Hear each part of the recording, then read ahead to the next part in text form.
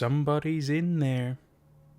5 years ago, my wife gave birth to our youngest child, Toby. We had already had a son and daughter beforehand, and we all lived in a large 2-story house, a cozy little neighborhood, so space was never a problem for us. Eventually, when Toby started potty training, my wife and I told him to knock on the bathroom door to see if anyone was in there for common courtesy. Over time, Toby developed a strange little habit. Whenever someone would knock on the bathroom door, and if he was nearby, he would either say, "Somebody's in there," if someone was in bathroom, or "Nobody's in there," if no one was in there. Now his siblings found his little quirk of his annoying at times, but I paid it no heed. At the near end of November, after Thanksgiving, my wife and I wanted to decorate for Christmas. We were planning on buying new decorations, but we had small Christmas lights somewhere in the basement that we wanted to use. On a Thursday night, my wife took our daughter to the salon while our eldest son was in a study group at the library, so it was just me and Toby in the house.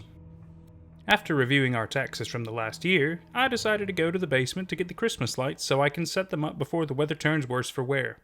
I went downstairs to the first floor and crossed the living room where Toby was sitting on the couch watching his favorite cartoon show while absent-mindedly eating a bag of Teddy Grahams.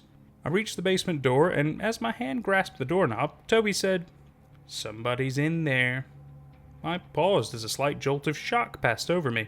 Confusion soon followed as the bathroom was on the other side of the living room, and Toby was still on the couch watching TV.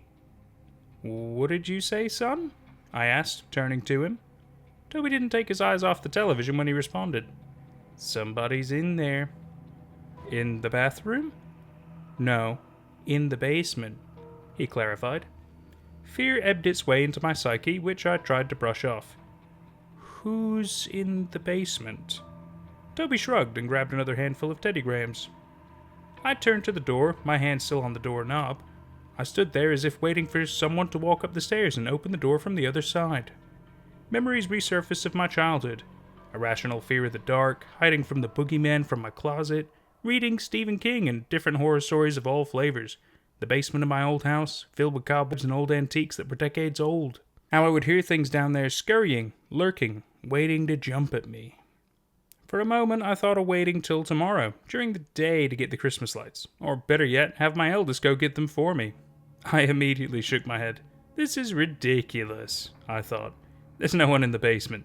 Toby was 5 years old. Children make up these things all the time. It's what they do. I've been to the basement a week before and I've been here all day. Nobody was in there. Defiantly, I opened the basement door. The staircase led to a landing where the stairs continued to the right.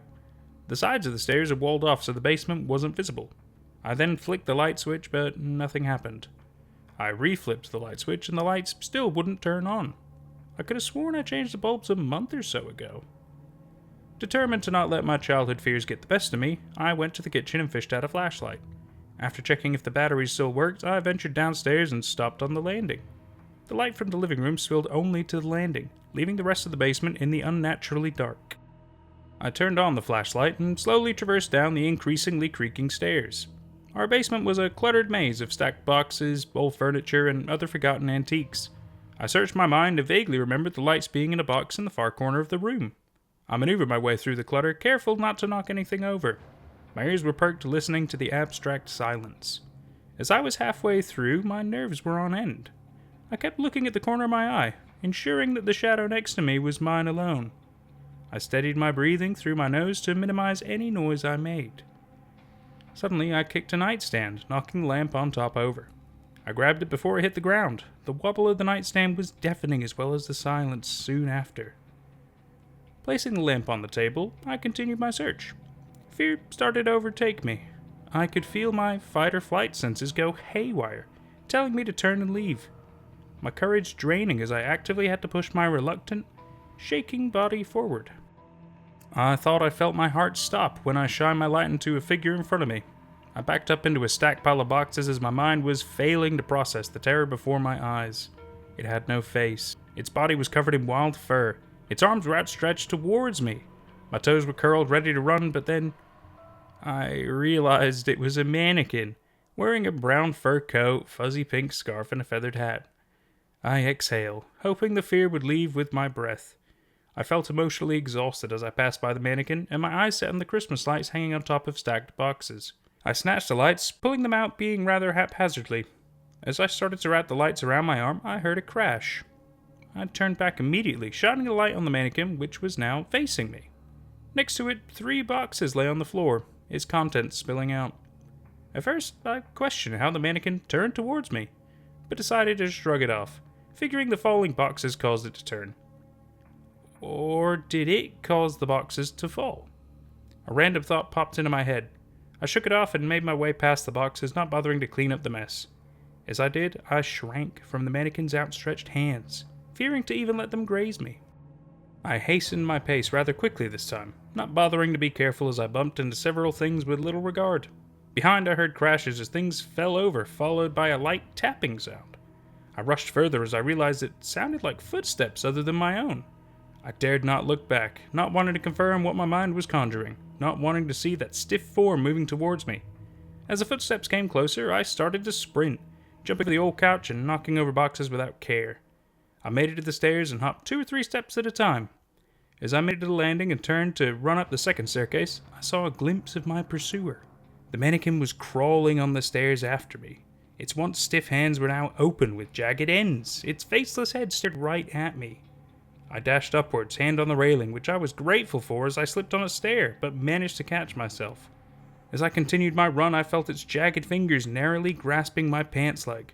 I made it to the top, and as I turned to see the monstrous creature lunging from the stairs towards me, I slammed the door, hearing, to my satisfaction, it crash down the stairs, breaking and snapping apart. I leaned against the door, slowly sliding down. I sat on the ground, covered in sweat, my necktie askew, my glasses hanging on one ear, the Christmas lights forgottenly wrapped on my arm. Toby turned to look at me, his expression rather calm. "Told you someone was in there." And that was Somebody's In There by PsionicQue. I'll tell you what, I hate mannequins. I hate mannequins with a passion because back in like middle school, this was back in the States. I played a fantastic horror game called Condemned Criminal Origins, which has a notorious level where I think you're in like an abandoned mall or something like that, and basically you get chased by mannequins, but they don't move when you're looking at them. You know, you look away and they move, kind of stuff. Horrifying. Anyway, so yeah, never liked mannequins ever since. But that's just me. Great story, though. Great story. Really enjoyed that. I hope you did too. We'll see you for the next one.